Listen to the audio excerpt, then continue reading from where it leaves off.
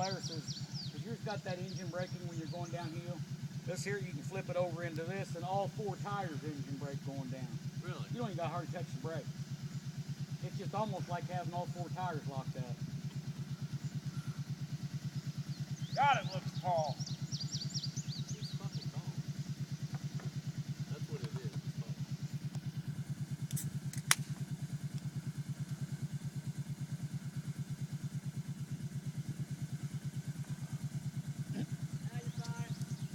Danny, you know Shane has been going out there backwards in this race. Oh yeah.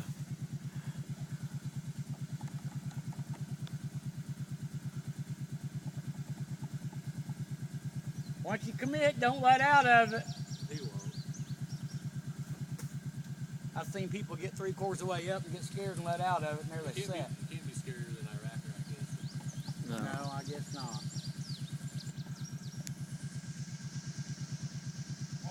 One more practice run.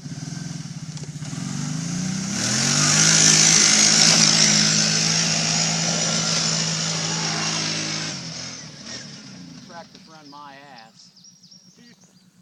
That looks so much fucking easier than on the sport fly. It didn't bounce around at all. No, he handled it really good.